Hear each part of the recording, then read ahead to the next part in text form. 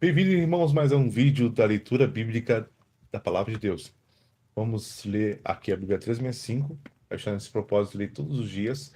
A Bíblia 365 tem uma porção do Antigo Testamento, uma porção do Novo Testamento, uma porção de Salmos e de Provérbios. Lendo cada porção diária, em 365 dias a gente termina a Bíblia. Vamos começar com o livro de Levítico, capítulo 9, verso 7. E lembrando, para adquirir sua Bíblia 365 para acompanhar com ela, com a sua Bíblia física, é só ir no link da descrição que eu deixei aqui para você. Combinado, irmãos? Então vamos ler Levítico 9, capítulo 7. Disse Moisés a Arão: venha até o altar e ofereça o seu sacrifício pelo pecado e o seu holocausto, e faça propiciação por você mesmo e pelo povo. Ofereça o sacrifício pelo povo e faça propiciação por ele, conforme o Senhor ordenou. Arão foi até o altar e ofereceu o bezerro como sacrifício pelo pecado por si mesmo. Seus filhos levaram-lhe o sangue e ele molhou o dedo no sangue e o pôs nas pontas do altar.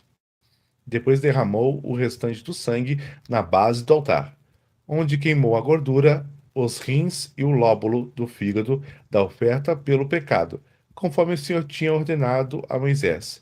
A carne e o couro, porém, queimou fora do acampamento. Depois sacrificou o holocausto. Seus filhos lhe entregaram o sangue e ele o derramou nos lados do altar. Entregaram-lhe em seguida o holocausto, pedaço por pedaço, inclusive a cabeça, e ele os queimou no altar. Lavou as vísceras e as pernas e as queimou em cima do holocausto sobre o altar.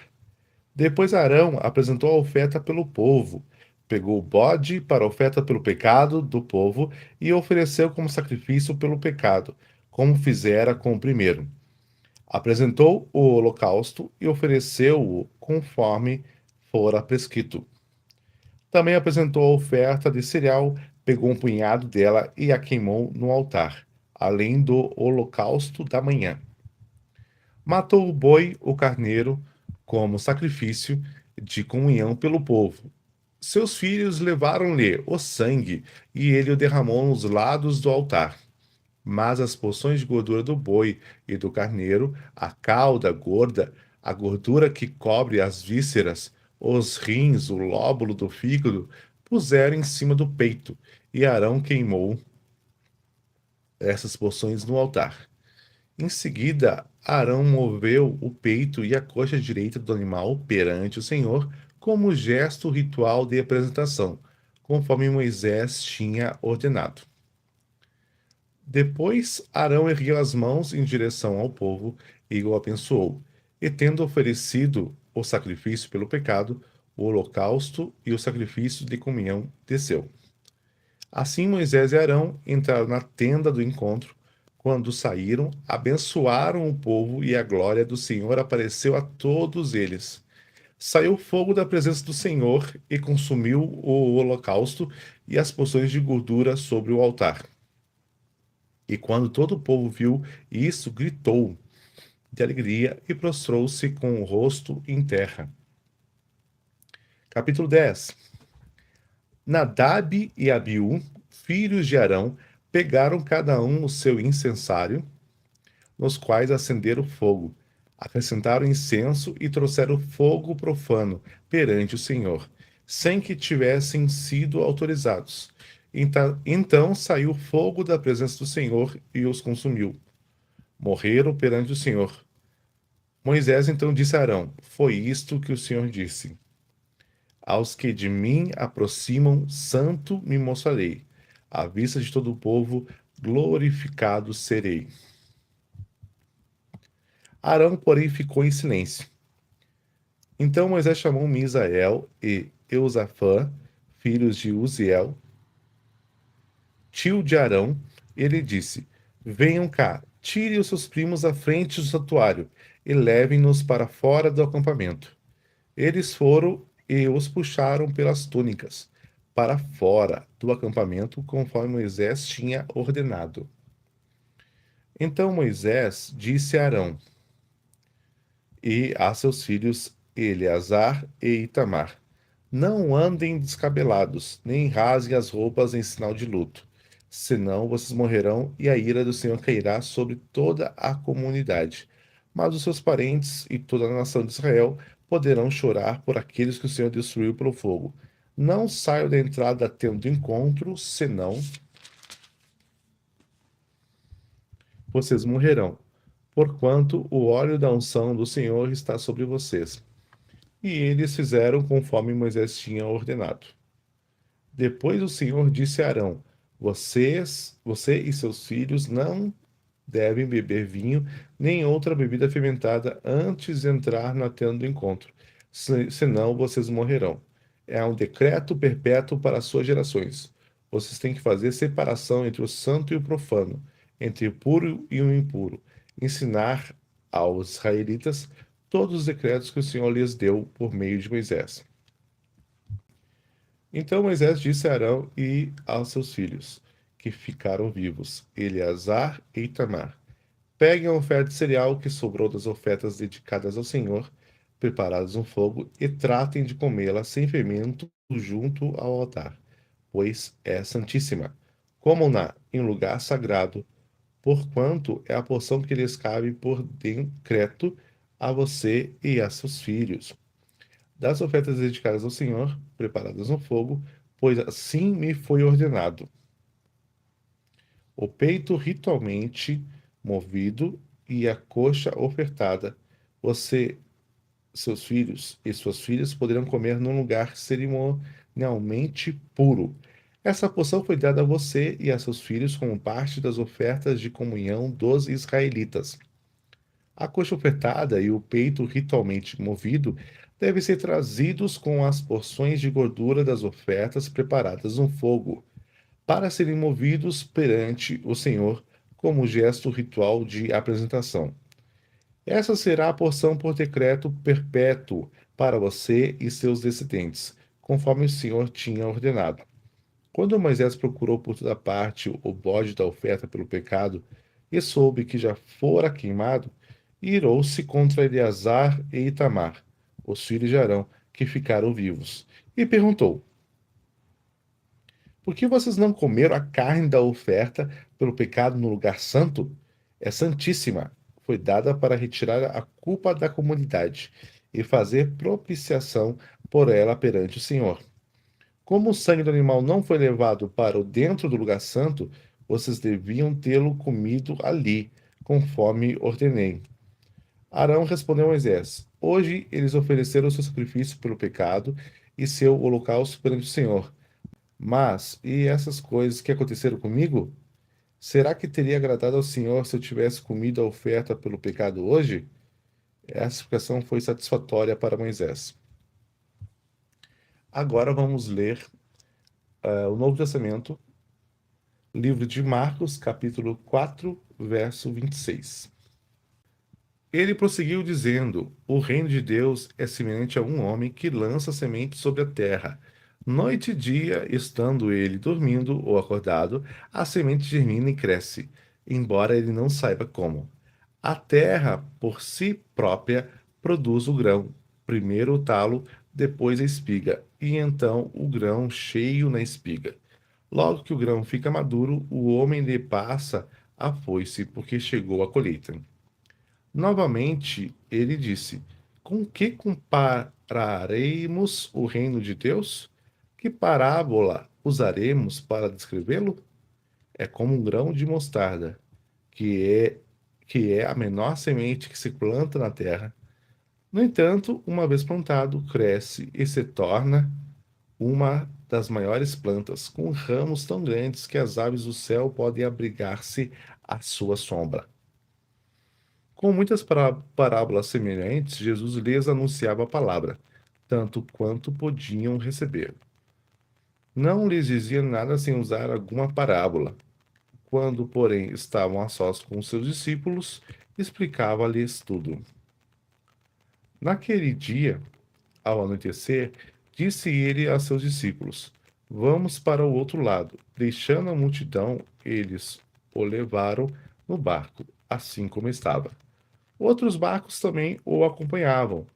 Levantou-se um forte vendaval e as ondas se lançavam sobre o barco, de forma que este ia se enchendo de água. Jesus estava na popa, dormindo com a cabeça sobre um travesseiro. Os discípulos o acordaram e clamaram: Mestre, não te importas que morramos? Ele se levantou, repreendeu o vento e disse ao mar: Aquiete-se, acalme-se. O vento se aquietou e fez-se completa bonança. Então perguntou aos seus discípulos: Por que vocês estão com tanto medo? Ainda não têm fé? Eles estavam apavorados e perguntavam uns aos outros: Quem é este que até o vento e o mar lhe obedecem? Capítulo 5 de Marcos. Eles atravessaram o mar e foram para a região dos Gerazenos. Quando Jesus desembarcou, um homem com um espírito imundo veio dos sepulcros ao seu encontro. Esse homem vivia nos sepulcros e ninguém conseguia prendê-lo, nem mesmo concorrentes, pois muitas vezes lhe haviam sido acorrentados pés e mãos, mas ele arrebentara as correntes e quebrara os ferros de seus pés. Ninguém era suficientemente forte para dominá-lo. Noite e dia ele andava gritando e cortando-se com pedras, entre os sepulcros e nas colinas. Quando ele viu Jesus de longe, correu e prostrou-se diante dele, e gritou em alta voz: Que queres comigo, Jesus, filho do Deus Altíssimo? Rogo-te por Deus que não me atormentes. Pois Jesus lhes tinha dito: Saia deste homem, espírito imundo. Então Jesus lhe perguntou: Qual é o seu nome? Meu nome é Legião, respondeu ele, porque somos muitos. E implorava Jesus com insistência que não o mandasse sair daquela região. Uma grande manada de porcos estava pastando numa colina próxima. Os demônios imploraram a Jesus: Manda-nos para os porcos, para que entremos neles. Ele lhes deu a permissão, e os espíritos imundos saíram e entraram nos porcos. A manada de cerca de 2.000 porcos atirou-se precipício abaixo, em direção ao mar, e nele se afogou. Os que cuidavam dos porcos fugiram e contaram esses fatos na cidade e nos campos, e ao povo, e o povo foi ver o que havia acontecido. Quando se aproximaram de Jesus, viram ali o homem que fora processo da legião de demônios, assentado, vestido e em perfeito juízo, e ficaram com medo. Os que estavam presentes contaram ao povo o que acontecera ao endemoniado e falaram também sobre os porcos. Então o povo começou a suplicar a Jesus que saísse do território deles. Quando Jesus estava entrando no barco, o homem que estivera endemoniado suplicava-lhe que o deixasse ir com ele. Jesus não o permitiu, mas disse: Vá para casa, para a sua família, e anuncie-lhes quanto o Senhor fez por você e como teve misericórdia de você. Então aquele homem se foi e começou a anunciar em Decápolis o quanto Jesus tinha feito por ele. Todos ficavam admirados. Agora vamos ler Salmos 37, verso 30. A boca do justo profere sabedoria, e a sua língua fala conforme a justiça. Ele traz no coração a lei do seu Deus. Nunca pisará em falso. O ímpio fica à espreita do justo, querendo matá-lo. Mas o Senhor não o deixará cair em suas mãos, nem permitirá que o condene quando julgado. Espere no Senhor e siga a sua vontade. Ele o exaltará, dando-lhe a terra por herança. Quando os ímpios forem eliminados, você o verá. Vi um homem ímpio e cruel florescendo como frondosa árvore nativa, mas logo desapareceu e não mais existia, embora eu o procurasse. Não pôde ser encontrado. Considere o íntegro, observe o justo, há futuro para o homem de paz. Mas todos os rebeldes serão destruídos. Futuro para os ímpios nunca haverá. Eita. Do Senhor vem a salvação. Dos justos, ele é a sua fortaleza na hora da adversidade. O Senhor os ajuda e os livra. Ele os livra dos ímpios e os salva, porque nele se refugiam. Agora, livro de Provérbios, capítulo 10, verso 6. As bênçãos coroam a cabeça dos justos, mas a boca dos ímpios abriga a violência. A memória deixada pelos justos será uma bênção, mas o nome dos ímpios apodrecerá. E finalizamos mais um dia de leitura da Bíblia. Eu não faço nenhum comentário longo na leitura do dia, para que vocês possam acompanhar e depois a gente possa conversar um pouco e fazer um comentário. Amém? Então, Bíblia 365, nova versão internacional, NVI. Te espero no próximo vídeo para seguir nosso projeto, esse movimento que nós estamos fazendo de leitura bíblica. Deus abençoe sua família. Forte abraço.